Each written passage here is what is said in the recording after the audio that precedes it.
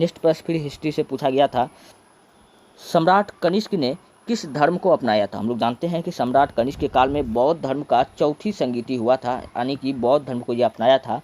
Option C क्या हो जाएगा, बिल्कुल राइट हो जाएगा। कनिष्क को हम लोग छोटा अशोक या दूसरा अशोक भी कहते हैं, छोटा अशोक या दूसरा अशोक भी कहते हैं।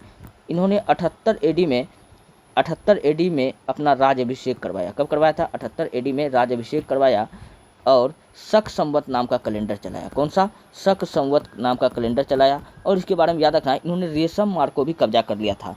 और भी इसके बारे में मैं आपको बताता हूँ जो काफ़ी इंपॉर्टेंट है कनिष्क के बारे में। चलिए देखिए इसके बारे में क्या सब है। कनिष्क पूछेगा कि किस वंश का शासक था, तो कनिष्क आपको याद रखना कि यह कुषाण वंश का शासक था। फिर क्वेश्चन पूछेगा कि कुषाण वंश का स्थापना किसने किया था, तो इसका स्थापना कुजुल कड़फिसेस ने किया था। कौन किया था, कुजुल कड़फिसेस, ठीक है। कनिष्क ने पहली शताब्दी में सन के आसपास शासन किया और कुषाण वंश के सबसे महान राजा थे। कुषाण वंश के सबसे शक्तिशाली महाप्रतापी राजा पूछेगा कौन था, तो यह कनिष्क ही था। कनिष्क के समय कुषाण शासन भारतीय उपमहाद्वीप के उत्तरी भाग यानी अफगानिस्तान और संभवतः कश्मीर के क्षेत्रों के उत्तर में मध्य एशिया के क्षेत्रों में फैला हुआ था। अच्छा, एक क्वेश्चन पूछा गया था कि ऐसा कौन सा भारत का शासक था जिसको दहेज में पाकिस्तान मिल गया था। ये क्वेश्चन पूछा गया था, तो आपका आंसर होगा चंद्रगुप्त मौर्य, ठीक है। ये बात आप याद रखना। उन्हें बौद्ध धर्म में एक महान संरक्षक के रूप में भी याद किया जाता है। उन्होंने बौद्ध के कवि अश्वघोष के अधीन बौद्ध धर्म का अध्ययन किया था। चौथी बौद्ध परिषद भी कश्मीर में, पीछे जस्ट बता के आया हूँ, इन्हीं के संरक्षण में बुलाया गया था। उस परिषद में अभिधर्म पर महान भाष्य का संकलन किया गया था। नेक्स्ट अगला प्रश्न फिर आया था, भारतीय संविधान का पॉलिटी से प्रश्न काफ़ी ज़्यादा आ रहा है। भारतीय संविधान का अनुच्छेद 31 का ए किससे संबंधित है।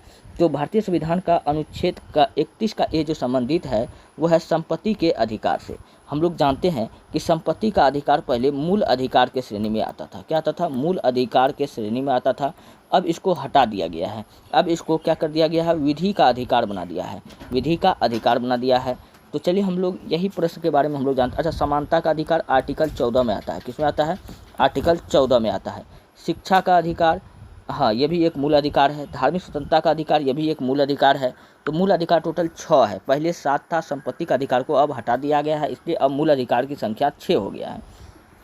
अब यहाँ पढ़िए, अनुच्छेद 31 का इस संविधान में उस समय जोड़ा गया था जब संपत्ति का अधिकार मूल अधिकार से हटाया गया। मैंने जस्ट अभी आपको बताया, पहले संपत्ति का अधिकार मूल अधिकार था, लेकिन इसको हटाया है तो किस अनुच्छेद के तहत, अनुच्छेद 31 का ए के तहत। इसका उद्देश्य कृषि सुधार और राज्य द्वारा संपत्ति अधिग्रहण के मामलों को न्यायिक समीक्षा से कुछ हद तक बाहर करना था। नेक्स्ट अगला प्रश्न है, भारतीय संविधान का 105वां संशोधन किससे संबंधित है। तो भारतीय संविधान का 105वां संविधान संशोधन पूछ रहा है किससे संबंधित है। तो फटाफट हम लोग यहाँ ऑप्शन पढ़ते हैं। ऑप्शन में है जम्मू कश्मीर का विशेष राज्य का दर्जा को समाप्त करना। इसके तहत तो आर्टिकल कितना हो जाएगा, जम्मू कश्मीर को विशेष राज्य का दर्जा किसके तहत दिया गया था। तो आर्टिकल थोड़ा दिमाग में बताइए, इतना इजी क्वेश्चन अभी दिमाग में नहीं आ रहा है। जम्मू कश्मीर को विशेष राज्य का दर्जा, फटाफट आप लोग कमेंट कर दीजिए, थोड़ा अभी दिमाग में नहीं आ रहा है। राष्ट्रीय, कभी कभी क्या होता है कि इजी प्रश्न ही दिमाग में नहीं आता है। राष्ट्रीय अभी आ जाएगा, जस्ट मैं आपको बता दूंगा। राष्ट्रीय पिछड़ा वर्ग आयोग को संवैधानिक दर्जा देना, ये भी गलत बात है। ये ऑप्शन नंबर सी क्या हो जाएगा, बिल्कुल राइट हो जाएगा। राज्यों को अपनी ओबीसी सूची बनाने का अधिकार देना। चलिए अब यहाँ इसका डिस्कशन दिया हुआ है। संविधान का 105वां संविधान संशोधन अधिनियम 2021 के तहत स्पष्ट किया गया है कि राज्य सरकार को अपनी ओबीसी अन्य यानी पिछड़ा वर्ग, ओबीसी को हम लोग क्या कहते हैं, अन्य पिछड़ा वर्ग सूची तय करने का अधिकार है। यह संशोधन सामाजिक न्याय को सुनिश्चित करने के लिए किया गया था। नेक्स्ट प्रश्न है, निम्न में से 15 अप्रैल 2025 तक विराट कोहली के संबंध में कौन सा कथन सही है आईपीएल में। अब यहाँ क्वेश्चन देख लीजिए, 15 अप्रैल 2025 से पहले विराट कोहली ने 1000 चौके भी नहीं लगाए थे और छक्के भी नहीं लगाए थे। तो ये बात बिल्कुल सही था, जबकि 10,000 रन पूरा आपको 2025 में अब हो चुका है। और उस समय जो था एक भी बार आईपीएल नहीं जीता था और तीसरी बार फाइनल में जाकर के हारने वाला टीम अगर पूछेगा कौन था तो वो आरसीबी था। लेकिन अब इसके ऊपर से पनौती का खिताब हट चुका है और इस बार 2025 में जो आईपीएल हुआ इसमें आरसीबी ने किसको हरा करके जीता है, पंजाब को हरा करके जीता है। और इस समय अगर पूछेगा कप्तान कौन था आरसीबी का, तो रजत पाटीदार था। कौन था, रजत पाटीदार था। और पंजाब का कप्तान श्रेयस अय्यर था। कौन था, श्रेयस अय्यर था। ये बात आपको याद रखना है। तो इस प्रश्न का क्या हो जाएगा, ऑप्शन नंबर बी क्या हो जाएगा, बिल्कुल राइट हो जाएगा। तो यही गलत था, गलत अब हो गया है, ठीक है, अब ये सही हो गया है, पहले क्या था, गलत था। चलिए बढ़ते हैं नेक्स्ट। 2025 से पहले पूछा है, इसलिए विराट कोहली ने आईपीएल में 15 अप्रैल 2015 के बाद से लेकर अब तक 1000 से अधिक चौके और छक्के मिलाकर रन बनाए हैं, लेकिन उन्होंने अभी तक 10,000 रन पूरे नहीं किए हैं और एक भी आईपीएल खिताब नहीं जीता है। ये पहले का था, अब लेकिन जीत चुका है 2025 में, मैंने जस्ट आपको बता ही दिया हूँ। चलिए बढ़ते हैं नेक्स्ट अगले प्रश्न की ओर। अगला प्रश्न है, भारतीय नौसेना दिवस 2024 का विषय थीम क्या है। तो भारतीय नौसेना दिवस 2024 का विषय थीम है नवाचार और स्वदेशीकरण के माध्यम से शक्ति और सामर्थ्य को फैलाना। और इसके बारे में हम लोग जानते हैं, इसके बारे में हम लोग, और कहाँ गया, हाँ यहाँ पर है। नौसेना दिवस 2024 का अगर पूछेगा कि थीम क्या था, नवाचार और स्वदेशीकरण के माध्यम से शक्ति और सामर्थ्य। भारत में नौसेना दिवस पूछेगा हर वर्ष किस दिन मनाया जाता है, तो 4 दिसंबर को मनाया जाता है और देश में नौसेना बल की भव्यता, उपलब्धियों और भूमिका का जश्न मनाने के लिए यह मनाया जाता है। नेक्स्ट अगला प्रश्न फिर पूछा गया था, पर्यावरण संरक्षण अधिनियम भारत में कब लागू किया गया था, तो यह 1986 में लागू किया गया था। और पर्यावरण 5 जून, पर्यावरण दिवस कहेगा कब मनाया जाता है, पर्यावरण दिवस भारत में तो 5 जून को मनाया जाता है, ये बात आपको याद रखना है। चलिए नेक्स्ट नहीं, इसके बारे में थोड़ा सा जानते हैं, पर्यावरण संरक्षण अधिनियम के बारे में।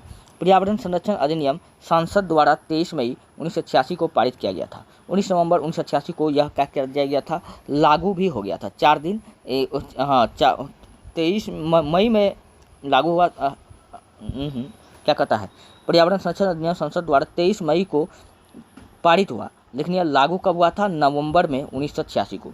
इस अधिनियम में 4 अध्याय तथा 26 धाराएं हैं। इस अधिनियम को पारित करने का मुख्य उद्देश्य संयुक्त राष्ट्र यानी यूएनओ द्वारा पर्यावरण संरक्षण की दिशा में किए गए प्रयासों को भारत में विधि कानून बनाकर लागू करना था।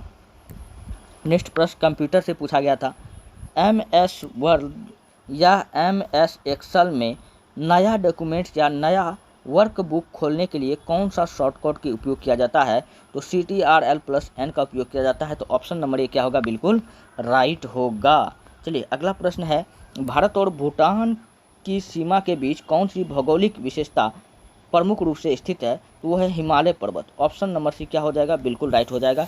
अब थोड़ा सा हम लोग इसके बारे में जानते हैं। भारत और भूटान की सीमा हिमालय पर्वत श्रृंखला से होकर गुजरती है।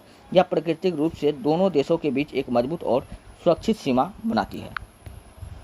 अगला प्रश्न है, भारत में वर्ष 2023 तक कुल नवीकरणीय ऊर्जा क्षमता कितनी थी, वो था 100 ग्रामीण वाट। कितना था, 100 GW था। तो ऑप्शन नंबर 1 क्या हो जाएगा, बिल्कुल राइट हो जाएगा। और इसके बारे में हम लोग थोड़ा सा जान लेते हैं। वर्ष 2023 तक भारत में कुल नवीकरणीय ऊर्जा क्षमता लगभग 100 GW थी, जिसमें मुख्य रूप से सौर ऊर्जा, पवन ऊर्जा, बायोमास और जल विद्युत ऊर्जा भी शामिल है।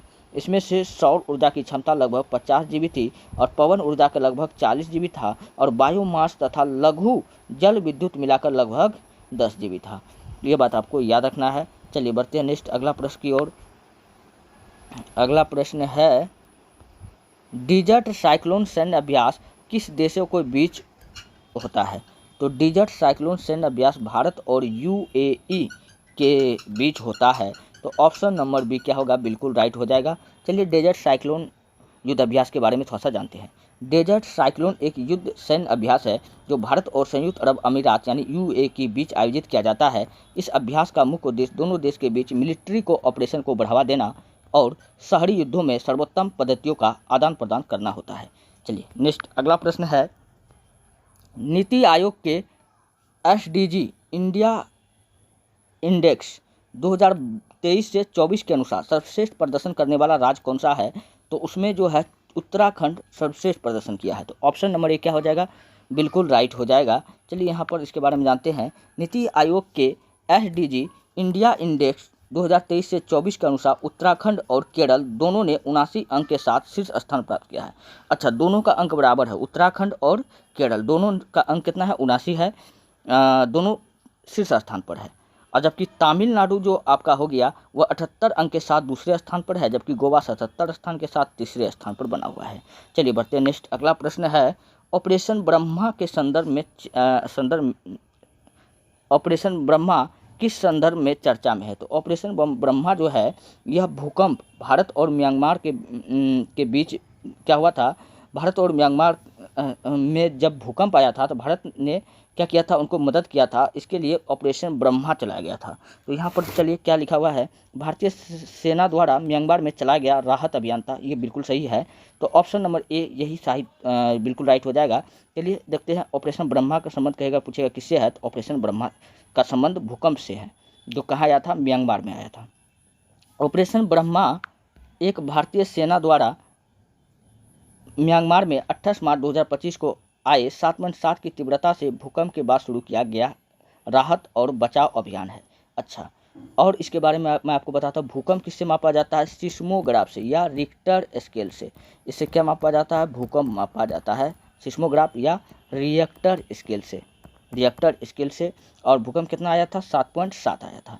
ठीक है, इस ऑपरेशन के तहत भारतीय सेना ने 118 सदस्यीय चिकित्सीय टीम, 60 बेड वाला फील्ड अस्पताल और 80 सदस्यीय राष्ट्रीय आपदा मोचन बल NDRF की टीम भेजी। इसके अलावा भारतीय नौसेना के 4 युद्धपोतों ने 137 रन राहत सामग्री भेजी, जिसमें खाद्य सामग्री भी शामिल था और दवाइयाँ भी शामिल था, पानी और अन्य आवश्यक वस्तुएं भी शामिल थी। भारतीय वायुसेना ने भी C-130 और C-17 विमान भी भेजे थे, जो राहत सामग्री और चिकित्सा टीमों को म्यांमार तक पहुंचाने में सहायक रहे। इस ऑपरेशन का नाम हिंदू देवता ब्रह्मा के नाम पर रखा गया, जो सृजन के देवता माने जाते हैं, और यह भारत के पड़ोसी वाले नीति और वसुधैव कुटुंबकम संपूर्ण विश्व एक हमारा परिवार है, इस सिद्धांत को दर्शाता है। इस सिद्धांत को पालन करते हुए भारत ने म्यांमार में राहत सामग्री पहुंचाई थी। चलिए बढ़ते हैं नेक्स्ट। अगला प्रश्न है, निम्न में से कौन सा कथन पी ब्लॉक के तत्वों के बारे में सही नहीं है? तो सभी पी ब्लॉक के तत्व केवल धातु होते हैं, गलत बात है। पी ब्लॉक के तत्व में केवल s ऑर्बिटल में इलेक्ट्रॉन होते हैं, गलत बात है। पी ब्लॉक में धातुएं, अधातुएं, उपधातुएं सभी पाई जाती है, ये बात बिल्कुल सही है। तो ऑप्शन नंबर सी क्या हो जाएगा, बिल्कुल राइट हो जाएगा। अब इसके बारे में थोड़ा सा हम लोग जान लेते हैं पी ब्लॉक के बारे में। चलिए, पी ब्लॉक आवर्त सारणी में दाएं भाग में स्थित होता है। कहाँ होता है पूछेगा, दायां भाग में या बायां भाग में, तो दाएं भाग में होता है। और इसमें 13 से 18 तक के तत्व शामिल होते हैं, और इस समूह में कितना, 13 से 18 तक के तत्व शामिल होते हैं। इनमें धातुएं जैसी थैलियम, अधातुएं जैसी नाइट्रोजन, ऑक्सीजन और उपधातुएं जैसे बोरॉन, टिन सभी प्रकार के तत्व होते हैं। ये तत्व जैविक, औद्योगिक और पर्यावरणीय दृष्टि से अत्यंत महत्वपूर्ण है। चलिए नेक्स्ट। अगला प्रश्न है, सड़क परिवहन मंत्रालय के अनुसार 2025 तक भारत में कितने नए एक्सप्रेसवे और हाईवे पूरे होने की संभावना है? तो टोटल 15 है। कितना है, 15 है। तो ऑप्शन नंबर सी क्या होगा, बिल्कुल राइट हो जाएगा। इसके बारे में हम लोग जान लेते हैं। भारत सरकार 15 नए एक्सप्रेसवे का निर्माण पर काम कर रही है, जिनमें से दिल्ली, मुंबई, गंगा, द्वारका, बेंगलोर, चेन्नई जैसे प्रमुख एक्सप्रेसवे शामिल है। इन परियोजनाओं का पूरा होने से देश में सड़क नेटवर्क को नया आयाम मिलेगा और यात्रा अधिक सुगम यानी आसान हो जाएगा।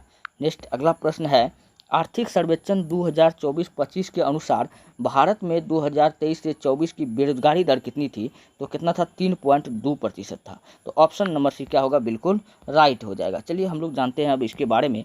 भारत में बेरोजगारी दर 2017 से 18 में 6% थी, जो 2023 से 24 में घटकर 3.2% रह गई। इसके अलावा महिला श्रम बाल भागीदारी दर भी 23.3 से बढ़कर 41.7% हो गई। ये बात आपको याद रखना है। नेक्स्ट। अगला प्रश्न है, बंगाल विभाजन किस वर्ष रद्द कर दिया गया था?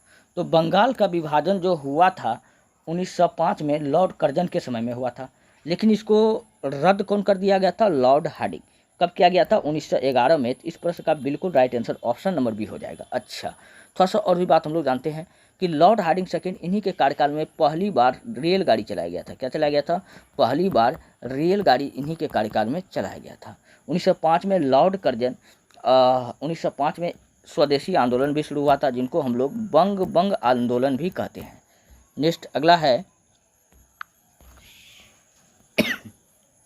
थोड़ा इसका डिस्कशन है, देख लेते हैं। 1905 में बंगाल का विभाजन हुआ। इसका विभाजन लॉर्ड कर्जन ने किया था। विभाजन की घोषणा 20 जुलाई 1905 को की गई थी। बंगाल विभाजन 16 अक्टूबर 1905 को प्रभाव में आ गया था, प्रभाव में आ गया था। चलिए, बंगाल विभाजन अंग्रेजों द्वारा भारत में फूट डालो राज करो की नीति पर अमल करने का एक हिस्सा था। स्वदेशी आंदोलन 1905 के विभाजन के खिलाफ मुख्य विरोध प्रदर्शन में से एक था। बंगाल का विभाजन 1911 में क्या कर दिया गया था, रद्द किया गया था। किसके द्वारा? लॉर्ड हार्डिंग सेकेंड के द्वारा। तो यही मैंने आपको जस्ट बताया। चलिए बढ़ते हैं नेक्स्ट। अगला है, आधिकारिक मैचों में 900 कैरियर गोल तक पहुंचने वाले पहले फुटबॉल खिलाड़ी कौन बने हैं? तो अभी ये बन चुका है Cristiano Ronaldo. Option number D क्या हो जाएगा? बिल्कुल राइट हो जाएगा। और क्रिस्टियानो रोनाल्डो के बारे में हम लोग थोड़ा जान लेते हैं। क्रिस्टियानो रोनाल्डो 2025 में 900 आधिकारिक कैरियर गोल करने वाले पहले पुरुष खिलाड़ी बन गए हैं। यह उपलब्धि उन्होंने क्लब और अंतर्राष्ट्रीय दोनों स्तर पर गोल करते हुए हासिल किया है। नेक्स्ट अगला है, पालीगढ़ या पोलीगढ़ विद्रोह जो अंग्रेज के विरुद्ध हुआ था, यह किस प्रेसिडेंसी में हुआ था? मद्रास प्रेसिडेंसी में हुआ था। ऑप्शन नंबर सी क्या हो जाएगा? बिल्कुल राइट हो जाएगा। पहले मद्रास प्रेसिडेंसी, अब बिहार प्रेसिडेंसी, और ये सब किस में आता था? तो ये उड़ीसा प्रेसिडेंसी, ये तीनों आता था कलकत्ता प्रेसिडेंसी के अंदर आता था। ये बात आपको याद रखना है। चलिए नेक्स्ट, इसके बारे में हम लोग जानते हैं। पालीगढ़ या पोलीगढ़ विद्रोह जो अंग्रेज के विरुद्ध हुआ था, यह मद्रास प्रेसिडेंसी में हुआ था। यह विद्रोह तमिलनाडु के तिरुनेलवेली क्षेत्र में हुआ था। नेक्स्ट अगला प्रश्न है, पुरानी जलोढ़ मिट्टी को किस नाम से जाना जाता है? पुरानी जलोढ़ मिट्टी को हम लोग बांगर कहते हैं, जबकि खादर हम लोग नई जलोढ़ मिट्टी को कहते हैं। क्या कहते हैं? नई जलोढ़ मिट्टी को हम लोग क्या कहते हैं?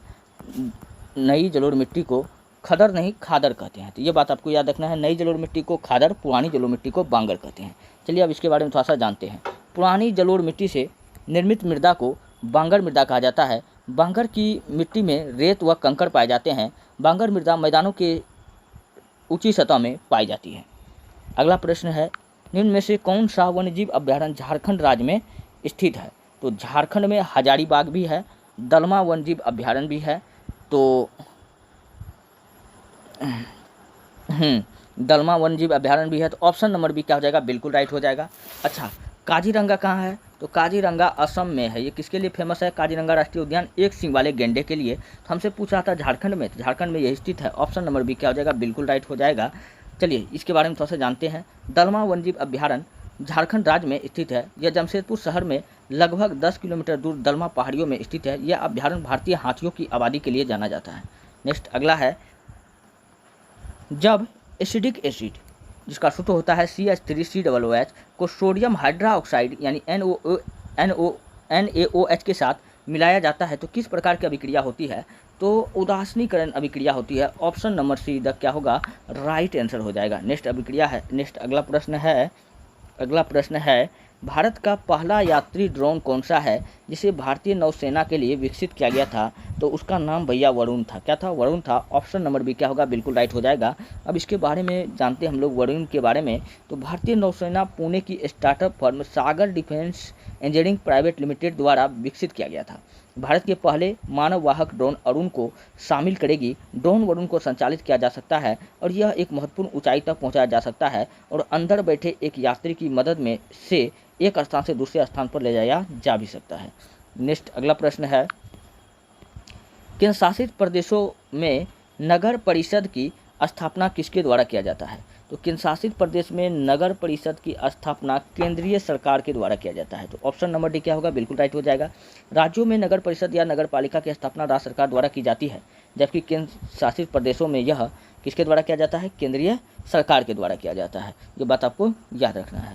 चलिए नेक्स्ट अगला है, कोन्याक जनजाति भारत के किस राज्य में पाई जाती है? तो कोन्याक कहाँ पाया जाता है? नागालैंड में। तो ऑप्शन नंबर सी क्या हो जाएगा? बिल्कुल राइट हो जाएगा। और ये नागालैंड में कहाँ पाया जाता है, इनके बारे में जानकारी यहाँ पर दिया हुआ है, देख सकते हो।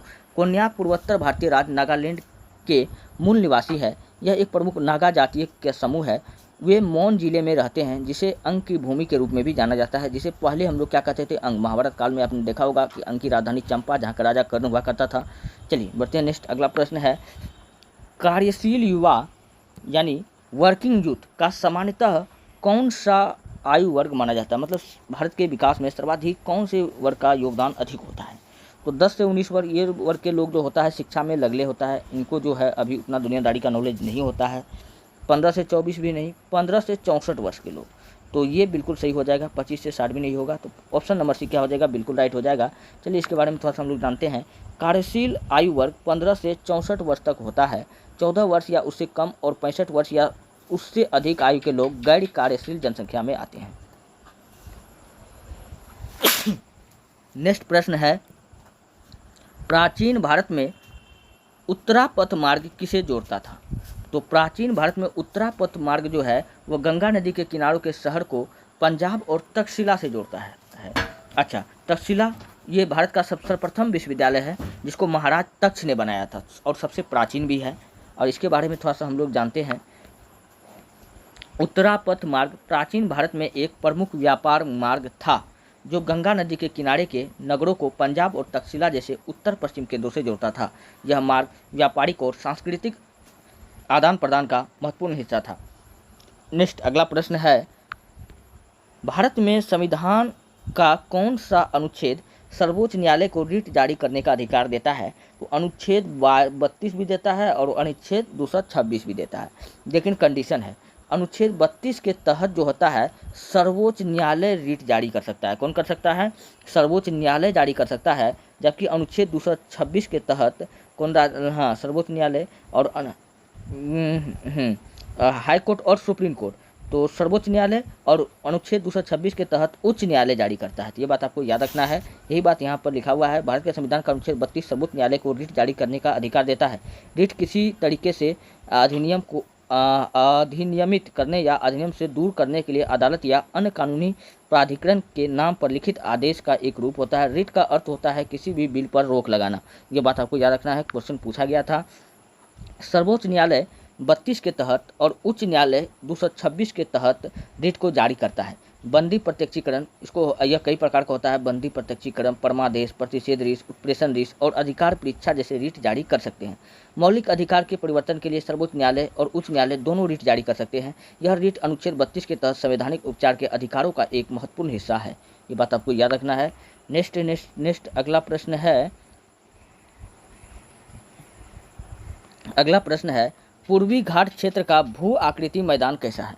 तो यहाँ का भू आकृति मैदान जो है पर्वत और विस्तृत तटीय मैदान दोनों जैसा है। तो ऑप्शन नंबर सी क्या हो जाएगा, बिल्कुल राइट हो जाएगा। अब इसके बारे में थोड़ा सा जानते हैं। पूर्वी घाटी क्षेत्र में पर्वतों के साथ विस्तृत तटीय मैदान भी पाए जाते हैं। यह क्षेत्र पहाड़ियों के नीचे समुद्र के किनारे फैले मैदानों से जुड़ा होता है। नेक्स्ट अगला प्रश्न फिर पूछा गया था, भारतीय नागरिक को भारत में कहीं भी घूमने और बसने का अधिकार किस अनुच्छेद के तहत आता है? तो वो आता है अनुच्छेद 19 के तहत। यहाँ पे मिटा गया है अनुच्छेद 19 के तहत। अनुच्छेद 14 क्या है? समानता का अधिकार है, समानता का अधिकार है। अनुच्छेद 21 क्या है? प्राण एवं दैहिक स्वतंत्रता की आज़ादी है, आपको जीवन जीने का अधिकार है। अनुच्छेद 32 इसको संविधान का आत्मा बाबा साहब भीमराव अंबेडकर ने कहा था, संविधान का आत्मा कहा था। ठीक है, तो यहाँ क्वेश्चन आपसे पूछा गया था कि कहीं घूमने और बसने का अधिकार किसमें है? अनुच्छेद 19 में। ऑप्शन नंबर बी द क्या होगा, राइट आंसर हो जाएगा। चलिए इसके बारे में हम लोग जानते हैं। अनुच्छेद 20 सभी नागरिकों को 6 अधिकारों की गारंटी देता है। वह 6 कौन है? तो कहीं जाने की आज़ादी, कहीं बोलने की आज़ादी, कहीं घूमने की आज़ादी और संग लगाने की आज़ादी। यही 6 अधिकार आपको दिया गया है। और 6 अधिकार के लिए यहाँ पर देखिए, आपको भाषण करने का भी अधिकार शामिल है, भाषण और अभिव्यक्ति की स्वतंत्रता, आपको बोलने की आज़ादी, शांति प्रियता से बिना हथियार के इकट्ठा होने की आज़ादी, मतलब आप अपनी बातों को शांति प्रियता तरीका से रख सकते हैं, ना कि हथियार के बलबूते इन बातों को ज़बरदस्ती मनवा सकते हैं। फिर संघ या सभा या सहकारी समितियों का गठन का अधिकार हो जाएगा। पूरे भारत में स्वतंत्र रूप से घूमने का अधिकार हो जाएगा। भारत में किसी भी हिस्से में निवास करने वाले और करना और बसने का अधिकार हो जाएगा। किसी भी पेशे को अपनाने का अधिकार भी इसी में आता है, मूल अधिकार के अंतर्गत ही आता है। लेकिन दोस्तों, ये सारा अधिकार आपका एक टाइम छीन जाता है। कब? आपातकाल के समय। आपातकाल के समय बस आपका आर्टिकल 20-21 ही जिंदा रहता है, जो आपका जीवन जीने की आज़ादी से संबंधित है। ये बात आपको याद रखना है। चलिए अगला प्रश्न है कि MS एक्सेल में किस फाइल को सेव करने का शॉर्टकट क्या है? किसी भी फाइल को सेव करने का शॉर्टकट MS एक्सेल में क्या है? तो आपका है Ctrl+ shortcut. Option number B क्या हो जाएगा, बिल्कुल राइट हो जाएगा। MS